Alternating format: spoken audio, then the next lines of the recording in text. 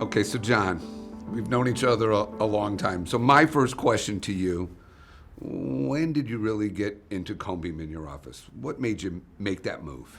So I've been teaching implants for about 20 years. About 14 years ago, I was standing up telling doctors that they should do implants, but a cone beam was an expensive device. Oh.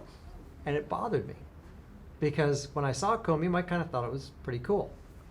So I spent about 1.5 to 2 years investigating and looking at it. The problem was the way I was thinking. It was only an implant device. Right. So I bought my first cone beam, and I realized it's a dental device, not an implant device. So 12 years ago, I took the dive, have not regretted it 1 second, wish I'd gotten started sooner. How about you? What got you started? So it's interesting. I was referring a lot of cone beam scans downtown to a radiologist back in the day. I didn't see something, so I would say to the patient, we're gonna have to send you downtown for the scan. It could take weeks to get the information. Then the specialists were the first ones to get them in Chicago. So I would send them out to the specialists. And again, the efficiency and quality of care, it took forever.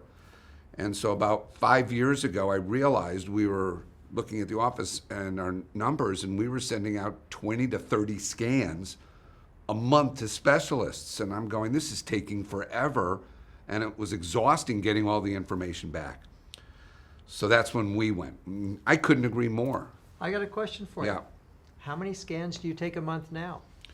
So what's really interesting is, I think where you and I have evolved to is that we both have moved beyond the FMX. The FMX is a gone word in my vocabulary.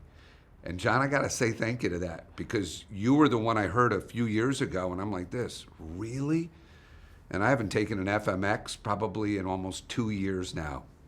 I hate to hear your answer, but when's the last time you took an FMX? 12 years ago. Yeah, you had to just say that, didn't you? Well, you start seeing so much. Right.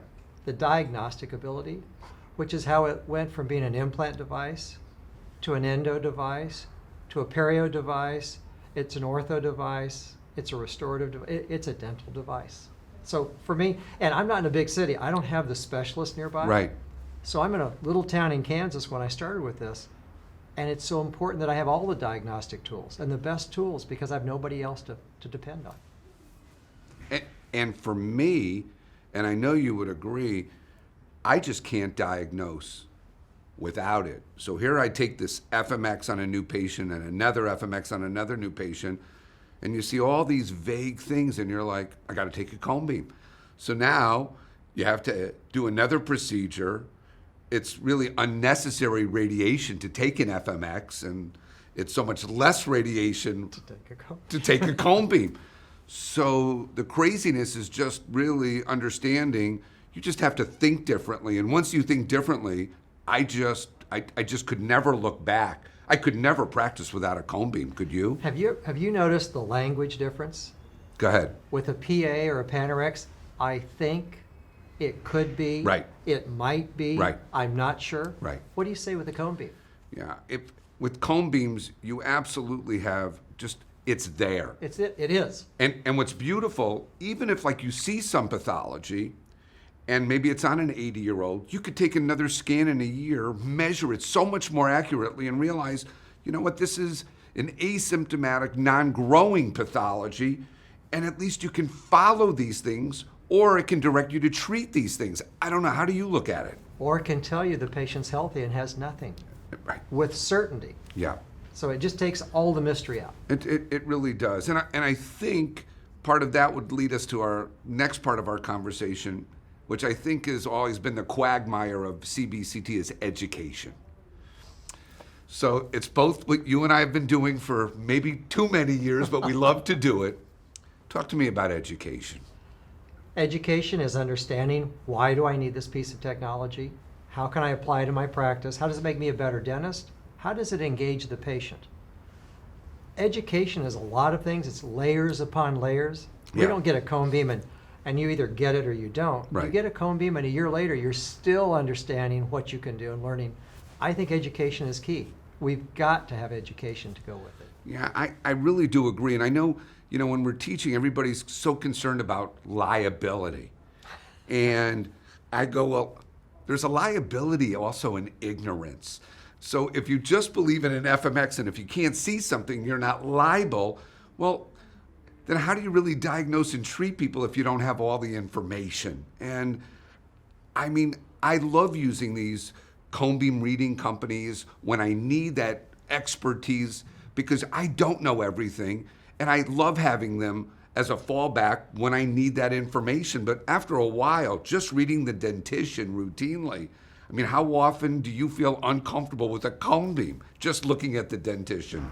I can't honestly go back to a two-dimensional Right. Panorex or FMX. I cannot trust it. Right, I know I can't trust it. Right. And so everything's got to be verified either with a cone beam or a series of cone beams over time. right. Couldn't agree more. And I'm just going to go back to education. And I think education starts with an understanding before. Then you literally apply it when you get the system. And then it's ongoing, like you said. And whether it's online, whether it's snippet learning, whether it's another educational day learning more anatomy and more uses of this, I just think this is a technology that will just grow and grow in our careers and the careers that follow us as we retire. What do you think's the hardest person to teach? The kid out of school or the guy that's been doing FMXs and Panorexes his whole career for 20 years? Oh, I definitely would say it's the guy who's been doing FMXs and Panorexes because he's got to think and she's got to think differently versus the kids, so to speak, these new young doctors.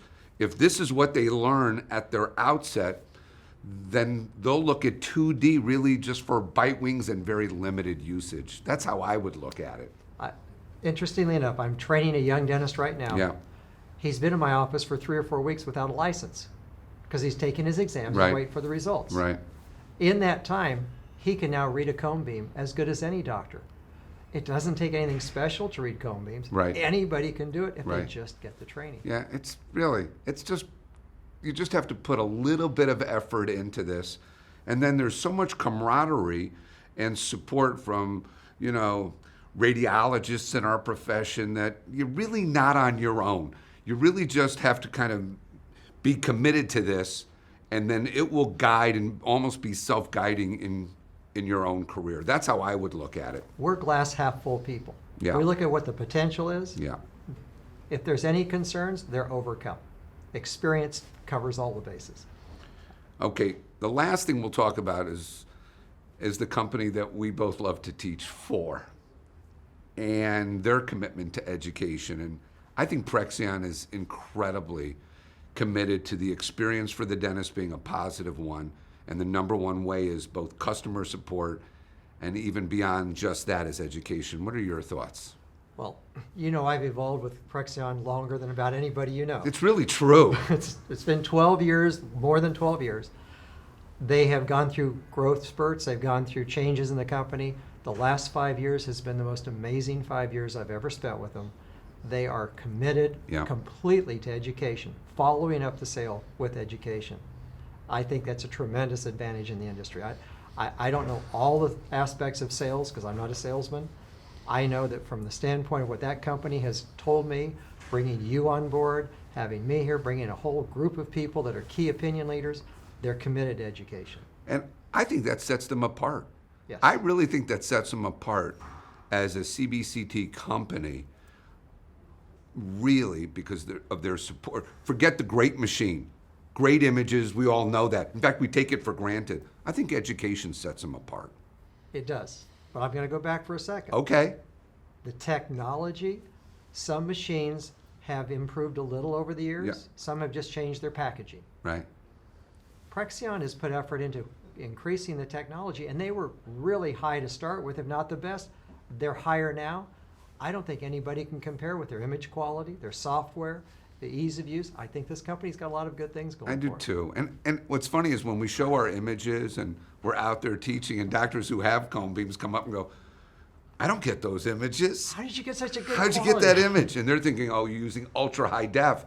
And routinely, I don't know about you, I'm using standard resolution in the majority of my 10 by 8s. I mean, and the clarity is really second to none.